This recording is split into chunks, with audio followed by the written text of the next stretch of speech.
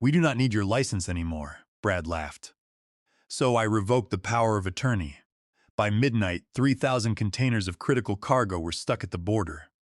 The port terminal alarms were ringing, and the customs officers were checking their system screens in confusion, seeing my personal company registration listed as the revoked authority. The entire corporate logistics chain was frozen, and the company was hemorrhaging millions by the minute. It was the natural result of an arrogant nephew trying to cut corners on federal regulations he did not understand. To understand how a 31-year-old vice president of operations managed to freeze 3,200 containers of time-sensitive electronics at the port of Long Beach, you have to go back to 2006.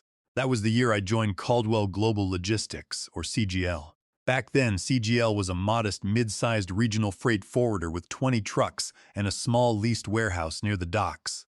The founder, Richard Caldwell, was a practical man who understood that in the international shipping business, your word is your currency, and your paperwork is your shield. Richard hired me as his director of global customs compliance because CGL was racking up thousands of dollars in customs penalties due to sloppy import filings. I am a licensed customs broker. It is a credential that requires passing a grueling 4-hour federal examination covering thousands of pages of tariff schedules, customs regulations, and federal statutes. Over the next 2 decades, I built CGL's compliance department from the ground up. I established a flawless record with U.S. Customs and Border Protection. Under my watch, CGL transitioned from a simple freight forwarder to a major international logistics player, securing a massive $24 million annual contract with Apex Retail, one of the largest consumer electronics importers in the country. We handled their entire trans-Pacific supply chain, moving high-value components from ports in Asia straight to distribution centers across the Midwest. The secret to our seamless operation was a highly specialized setup. Under federal regulations, specifically Title 19 of the Code of Federal Regulations, a corporation cannot file customs entries on behalf of clients unless they have a licensed customs broker supervising the operations. To keep CGL's overhead low and protect the main corporation from liability, Richard and I agreed on a unique arrangement. I founded a private entity called GV Compliance Services, LLC. CGL did not own GV Compliance. Instead, CGL entered into an exclusive corporate service agreement, granting GV Compliance the power of attorney to execute all customs filings, transmit automated entries via the automated broker interface, and manage the company's continuous customs bond. A continuous customs bond is a financial guarantee required by the federal government. It ensures that all import duties, taxes, and fees are paid to the government, even if the importer goes bankrupt or defaults. For an operation as large as CGL's import pipeline for Apex Retail, the federal government required a massive continuous bond, backed by an underwriter, costing $250,000 annually. The underwriter would only write this bond if they had absolute confidence in the licensed customs broker managing the account. For 20 years, that broker was me. The continuous bond was registered under GV Compliance, and CGL operated under my regulatory umbrella, paying my private firm a monthly retainer. It was a clean, mutually beneficial system. Richard focused on expanding the truck fleet and warehouse space, while I ensured every single cargo container cleared the docks without a hitch. Then came 2024, and with it the decline of Richard's health. At 62, Richard was tired. He wanted to step back from the day-to-day chaos of logistics. Instead of promoting a veteran from within the company, Richard brought in his nephew, Brad Caldwell. Brad was 31 years old, possessed a brand new MBA from an Ivy League school, and carried himself with the unearned confidence of someone who had never actually seen a shipping container in real life. Brad was appointed as the vice president of global operations. To him, logistics was not about physical movement, labor, or regulatory compliance. To Brad, logistics was just numbers on a spreadsheet that could be trimmed to make himself look like a financial genius. From his first week in the office, Brad made it clear that he viewed my department as a massive money pit. He would walk into the compliance office, adjusting his expensive suit, looking at the screens displaying automated customs filings, and shake his head. He did not understand why we spent money on continuous customs bonds, why we audited every commercial invoice, or why we paid a monthly fee to GV Compliance Services LLC. In Brad's mind, customs compliance was just rubber stamping paperwork. He did not see the decades of relationship building with port directors or the legal risks of misclassifying imported goods under the harmonized tariff schedule. During our first budget review meeting, Brad pointed his finger at the line item for my private firm's compliance retainer. "Why are we paying a separate entity for compliance when we have an in-house logistics team?" Brad asked, his voice dripping with condescension. I explained the legal framework, explaining that without my licensed broker status and my private firm's customs power of attorney, CGL could not legally transmit automated clearance data to the federal portal. I told him that the continuous customs bond underwriter required a licensed broker with a spotless record to secure the bond. Brad laughed, waving his hand dismissively. "That is just administrative bureaucracy," he said. "We can easily hire a junior clerk for $40,000 a year to push the buttons on the customs portal, and we can find a cheaper underwriter online to write a bond for a fraction of the cost. You older guys love to make things sound complicated just to justify your high salaries. I am looking at our Q3 projections, and cutting your firm's contract and the audited bond renewal will save us over $200,000. That is a direct addition to our operating margin." I looked at Richard, who was sitting at the end of the table. The old founder looked tired, his eyes fixed on the floor. He did not want to argue with his sister's son, whom he had promised to groom for the CEO position. Richard did not say a word. I knew then that the old era of CGL was over. Brad was determined to cut the very foundation that kept the company standing, and his uncle was too exhausted to stop him. I took a deep breath, looked Brad straight in the eyes, and decided that if he wanted to play with fire, I would let him hold the match. Over the next 3 weeks, Brad's cost-cutting plan began to take shape, and with it, the cracks in CGL's foundation started to widen. The annual renewal of our continuous customs bond was scheduled for September 15th. This was not a simple transaction where you write a check and receive a certificate. Under 19 U.S.C. Section 1623, the bond underwriter required a comprehensive compliance audit of the previous 12 months of cargo manifests, checking for any classification errors or unpaid duties. Because of our clean record, the underwriter was prepared to renew our $250,000 continuous bond with minimal premium increases. However, Brad had other ideas. He called me into his office on a Tuesday afternoon. His desk was covered in glossy financial reports, and he had a smug look on his face. "Gordon, I have been reviewing the invoices for the bond renewal," Brad said, leaning back in his leather chair. $250,000 is an absurd amount of money to pay for a piece of paper. I did some research, and we can buy single transaction bonds for each shipment instead of paying this massive upfront premium. It will save us at least $180,000 this year. I stared at him in disbelief. I wondered if he had even read the operational manual. "Brad, a single transaction bond is designed for small importers who bring in 2 or 3 containers a year," I explained, keeping my voice level. "CGL moves over 3,000 containers a month just for Apex Retail. Under customs regulations, every single transaction bond must be manually reviewed and approved by a customs port director. It takes between 5 to 10 business days to process a single bond.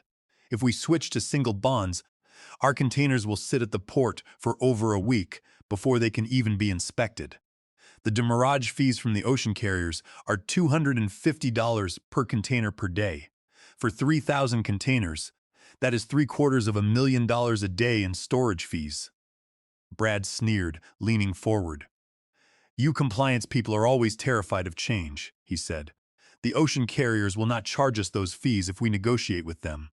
And I have already talked to a local freight agent who says they can clear our shipments using their own bond for a fraction of the cost." "That is illegal," I replied. "Under federal law, using another company's customs bond to clear commercial cargo without a registered co-principal agreement is a violation of customs regulations. It is called bond routing fraud. If Customs and Border Protection detects it, They will seize the cargo, suspend our corporate import privileges, and file criminal charges against the officers of the company. That includes you, Brad. Brad's face turned red. The veins in his neck bulged, and he slammed his hand on the desk.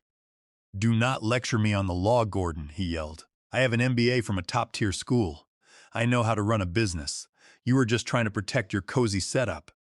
I looked at the contract CGL has with your private firm, GV Compliance. "We are paying you $15,000 a month just to sit in your office and review paperwork. That contract is officially terminated as of today. We are bringing all customs operations in-house." I looked at him, feeling a strange sense of calm. "Brad, the corporate service agreement between CGL and GV Compliance Services LLC requires a 60-day written notice for termination," I said quietly.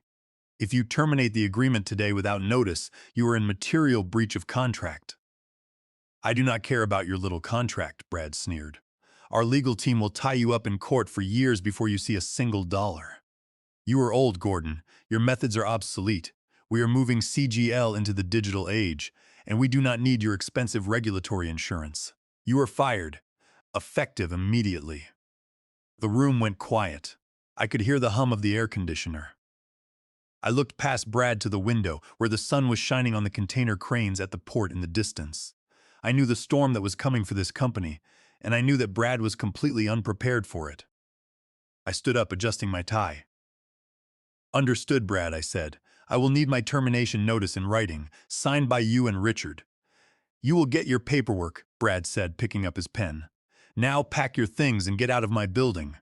I am having security escort you out, so you do not try to sabotage our systems on your way out." 10 minutes later, 2 security guards stood at the door of my office while I packed my personal files, my licensed customs broker certificate, and my personal laptop into a cardboard box. My staff looked on in silence, their faces filled with anxiety. They knew what my departure meant. They knew that the entire compliance framework of CGL resided in my head and in the secure servers owned by my private firm. As I walked out of the lobby, Brad was standing near the elevators with a group of managers, talking loudly about the overhead savings he had just secured for the company. He did not look at me. I walked out to the parking lot, placed my box in the trunk of my car, and sat in the driver's seat. I did not feel angry. I felt a cold, professional resolve. Brad believed that customs compliance was just a bureaucratic game.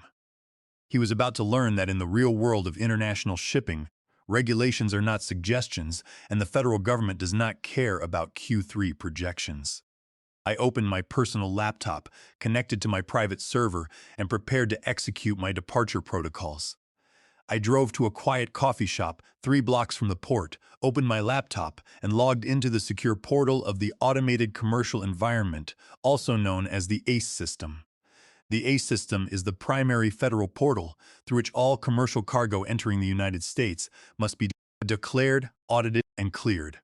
It is the digital nervous system of U.S. customs operations, and it does not allow for errors. The first step was to revoke the Customs Power of Attorney, or POA, that GV Compliance Services LLC had granted to Caldwell Global Logistics.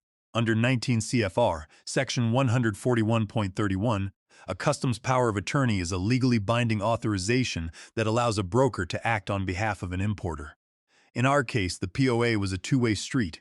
CGL authorized my private firm to file on their behalf, and my private firm authorized CGL's internal systems to route their data through my licensed broker credentials. I accessed the secure database of the National Finance Center of Customs and Border Protection. With a few clicks, I entered the digital signature keys of GV Compliance Services LLC and formally revoked the power of attorney authorization for Caldwell Global Logistics. The moment the revocation was processed in the federal system, CGL's importer of record number, or IOR, was decoupled from my license. In the eyes of the federal government, CGL no longer had a licensed customs broker supervising their operations. Without a supervising broker, a corporation's ability to clear commercial cargo through the automated customs pipeline is instantly suspended. The second step was to address the continuous customs bond. I opened my email and drafted a formal notice to the underwriters at Hanover Surety Group, the financial institution that had issued CGL's $250,000 continuous customs bond. I attached my signed termination paperwork, proving that CGL had unilaterally severed its relationship with my firm, GV Compliance Services. I wrote a brief, professional message stating that GV Compliance was immediately withdrawing its regulatory oversight and compliance endorsement from Caldwell Global Logistics. Under customs regulations, a surety company cannot maintain a continuous customs bond for an importer if the designated supervising broker withdraws their endorsement. The risk profile changes completely. Hanover Surety Group's compliance department responded within 45 minutes. They thanked me for the notification and immediately transmitted a digital bond cancellation notice to the CBP bond branch in Indianapolis. The cancellation was scheduled to take effect at midnight. The final step was the physical shutdown of the data pipeline. CGL's internal logistics software did not connect directly to the federal customs portal. Instead, it routed all of its data through a secure, virtual private network tunnel that connected to the main servers of GV Compliance Services, LLC, which I hosted in a secure data facility. This server ran the specialized software that translated CGL's shipping manifests and commercial invoices into the highly complex EDIFACT format required by the federal government. I opened a command terminal on my laptop, entered my administrator credentials, and accessed the firewall settings of my private server. I located the IP address of CGL's corporate headquarters and the main warehouse terminal at the Port of Long Beach. I deactivated the VPN tunnel, deleted their routing credentials, and changed the cryptographic encryption keys. The pipeline was cut. CGL's logistics staff could type all the entry data they wanted into their local computers, but the moment they hit the transmit button, the data would hit a wall. With these three actions, I had effectively built a digital wall around CGL's supply chain. The company was now a rudderless ship in a storm of federal regulations. They had no power of attorney, no valid continuous customs bond, and no physical connection to the federal customs database. And the timing could not have been worse for them. That evening, 5 major ocean carriers, including Maersk and Evergreen, were docking at the Port of Long Beach. These ships were carrying a massive shipment of consumer electronics for Apex Retail, CGL's largest client. There were exactly 3,200 containers of high-value components, microprocessors, and retail-ready gaming consoles, valued at over $45 million. Under our contract with Apex, CGL was legally obligated to clear these containers through customs within 48 hours of docking and deliver them to the Midwest distribution hubs.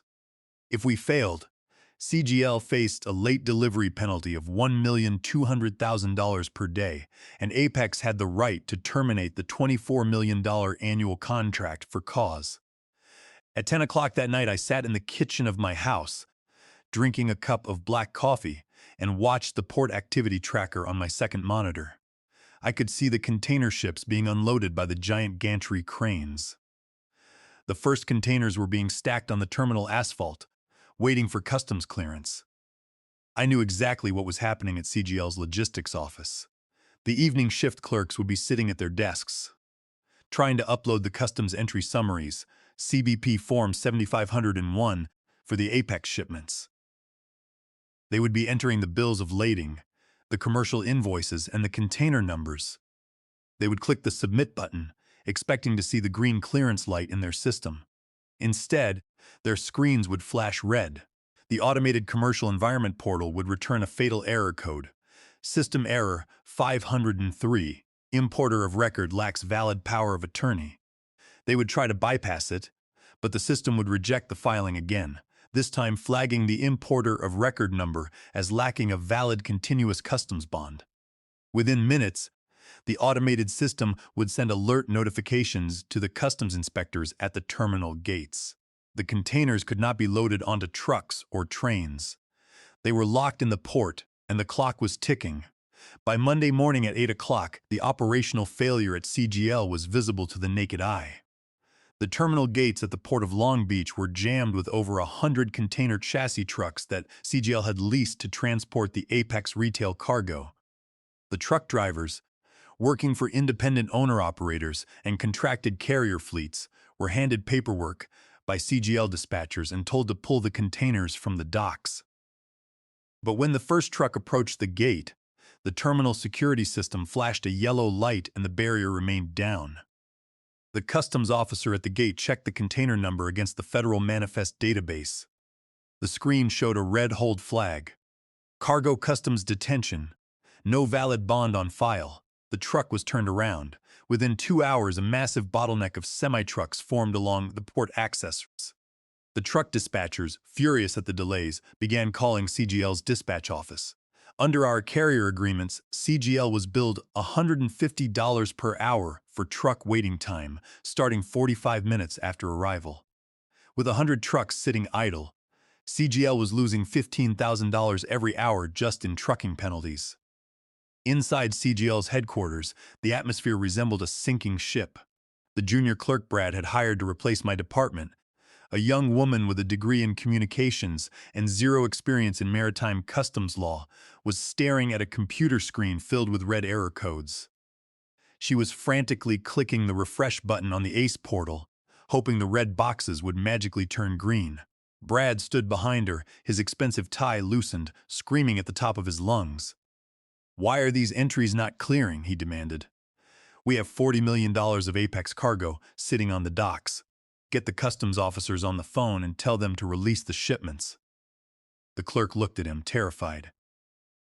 "I called the port director's office," she stammered. "They said our importer of record number has been flagged by the National Finance Center.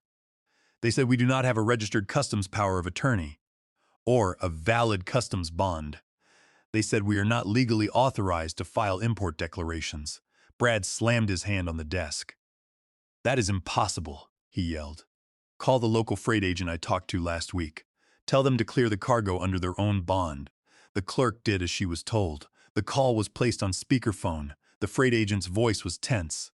"Brad, I told you we could help with minor domestic freight," the agent said. "We cannot route 3,200 containers of high-value electronics under our customs bond. That is a massive federal violation. If we do that, Customs and Border Protection will suspend our own license and audit our entire business. You have a compliance hold on your IOR. Nobody in this port is going to touch your cargo until you get a licensed broker of record and a new continuous bond. You are on your own." The line went dead. Brad's face was pale. The reality of the situation was beginning to sink in. By Tuesday afternoon, the financial damage was mounting at an alarming rate. The 3,200 containers were still sitting on the terminal asphalt. The ocean carriers were charging a demurrage fee of $250 per container per day. For 3,200 containers, that amounted to $800,000 per day in storage fees. Added to that was the truck waiting time penalties and the contract penalties with Apex Retail. Peter Lawson, the director of logistics at Apex Retail, called CGL's offices. He did not ask to speak to Brad. He demanded to speak to the CEO, Richard Caldwell. The call was routed to the main conference room, where Richard and Brad were sitting with their senior management team. "Richard, what the hell is going on down at the port?" Lawson shouted over the speakerphone. "Our manufacturing plants in Ohio and Indiana are running out of components. If those microprocessors do not clear customs and get loaded onto trains by Wednesday morning, we are shutting down our assembly lines. That will cost our company $7 million a day." Under Section 12.4 of our logistics agreement, CGL is fully liable for all consequential damages resulting from delivery delays. If you do not resolve this customs issue in the next 12 hours, we are terminating CGL's contract for cause, and our legal team will file a lawsuit for $45 million in damages. Richard's hands were shaking. He looked at his nephew, who was staring at the floor in silence, his unearned arrogance completely gone. Richard knew that a $45 million lawsuit would bankrupt Caldwell Global Logistics within a month. The company's entire annual revenue was $65 million. The debt on their truck fleet and warehouse leases would crush them. After Lawson hung up, Richard turned to Brad, his voice trembling with anger. "You told me you were saving us $200,000, Richard said. "You told me Gordon was redundant. Now we are facing a $45 million lawsuit, and we are losing $800,000 a day in port storage fees. You have ruined this company in less than a month." Richard walked out of the conference room, closed the door to his office, and dialed my personal cell phone number. I was sitting in my backyard, reading a book, when my phone rang. I let it ring 4 times before I answered.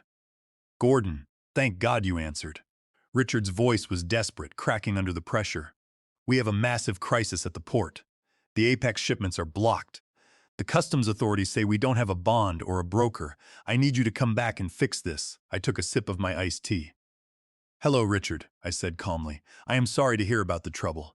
But as of yesterday, my contract was terminated by your VP of Operations.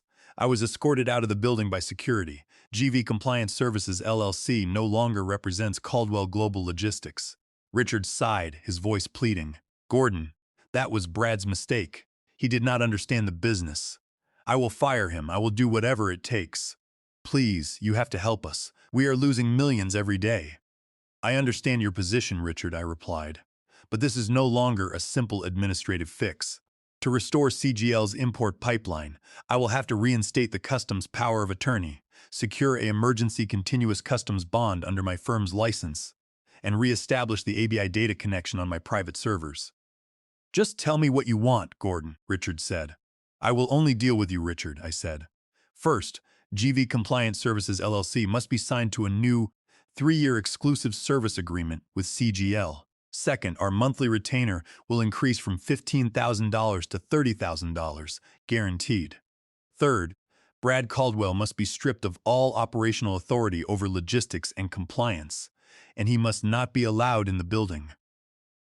Fourth, CGL will pay a one-time consulting fee of $150,000 to my firm, payable immediately via wire transfer before I click a single key on my computer. And fifth, you will pay me 12 months of my previous salary as severance for the unlawful termination Brad executed." There was a long silence on the other end of the line. I could hear Richard breathing heavily. He was calculating the numbers. The cost of my terms was high, but compared to the millions they were losing every day and the $45 million lawsuit from Apex, it was a bargain. "I will send the agreements to your email in 10 minutes, Richard said quietly. "Please, Gordon, save my company." Within 30 minutes, the notification from my bank popped up on my phone. The wire transfer of $150,000 for the consulting fee, and my 12 months of severance pay had cleared. Shortly after, a signed copy of the new 3-year service agreement, bearing Richard's shaky signature, arrived in my email inbox. I printed the document, signed it, and filed it away in my cabinet. It was time to go to work. I sat down at my desk, opened my terminal, and logged back into the Federal Automated Commercial Environment portal.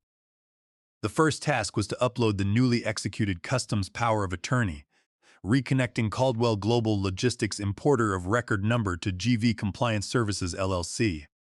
I transmitted the digital files, and within minutes the federal system updated CGL's status from suspended to active. Next, I contacted the bond underwriters at Hanover Surety Group. I informed them that the contract dispute had been resolved and that GV Compliance was restoring its regulatory oversight of CGL's import operations. The underwriters, who had already received the signed corporate agreements from Richard, immediately reactivated the $250,000 continuous customs bond. They transmitted the bond reinstatement code directly to the CBP National Finance Center database. Finally, I accessed my private servers and restored the VPN tunnel. I updated CGL's routing credentials and enabled the data translation protocols. The secure pipeline was open once again. I called the logistics office at CGL. The junior clerk answered, her voice trembling. "Gordon," she said, "is that you?" "Yes, it's me," I said. "You can start transmitting the entry summaries for the Apex cargo now. The systems are back online." I heard a collective sigh of relief from the other end of the line. Within seconds, my server monitors began to light up as CGL's logistics system started routing the EDIFACT data files through my server. The bills of lading, commercial invoices, and container lists were transmitted to the federal portal in massive batches. On my second monitor, I watched the Port of Long Beach terminal system update. One by one, the red hold flags on the 3,200 containers turned to green. The customs clearance codes were approved. The customs officers at the gate began waving CGL's trucks through. The gantry cranes at the rail yard began loading the containers onto the cargo trains headed for the Midwest. By Wednesday morning, all $45 million of electronic components had cleared the port and were on their way to Apex Retail's assembly lines. The manufacturing plants in Ohio and Indiana did not have to shut down. The late delivery penalties were stopped, and the $24 million annual contract was saved. CGL had survived, but the financial cost of Brad's arrogance was severe. CGL had to pay over $1.5 million in port demurrage fees, truck waiting time penalties, and consulting fees. It was a costly lesson in the value of regulatory compliance. On Thursday morning, I drove to CGL's headquarters for the first time since my firing. I walked through the lobby, holding my briefcase, and took the elevator to the executive floor. As I walked out of the elevator, I saw Brad Caldwell walking down the hall, carrying a cardboard box filled with his personal belongings. He was being escorted by the same two security guards he had hired to escort me out just days earlier. His expensive suit looked wrinkled, and his head was bowed. Richard had kept his word. Brad was fired, stripped of his title, and banned from the corporate premises. His short-lived career as a cost-cutting logistics genius was over. Richard was waiting for me in his office. He looked older, but the look of desperation had disappeared from his eyes. He stood up, shook my hand, and looked out the window at the port in the distance. "Thank you, Gordon," Richard said. "I should have never let him interfere with the compliance department." I set my briefcase on his desk. "Let's make sure it never happens again, Richard," I said. "We need to hire a competent general manager who understands that logistics is a physical business, not just numbers on a spreadsheet." Over the next few months, I helped Richard hire a veteran operations director who respected the regulatory framework. CGL slowly recovered from the financial losses of that week, and our operations became more stable than ever. Under the new contract, GV Compliance Services LLC managed the compliance pipeline with absolute authority, and CGL paid our increased retainer on time every month. I retired 3 years later, handing the operations of GV Compliance to my senior analyst, who continues to run the firm today. CGL remains one of the largest logistics providers in the region, operating under the same compliance structures I built. Sometimes, when I am sitting on my porch, looking out at the shipping lanes in the Pacific, I think about Brad Caldwell. He wanted to save $200,000 by cutting the foundation of the company. In the end, his arrogance cost CGL millions and cost him his career. He learned the hard way that in the complex world of global logistics, the rules are not obstacles to be bypassed. They are the tracks that keep the train from running off the rails, and you ignore them at your own peril.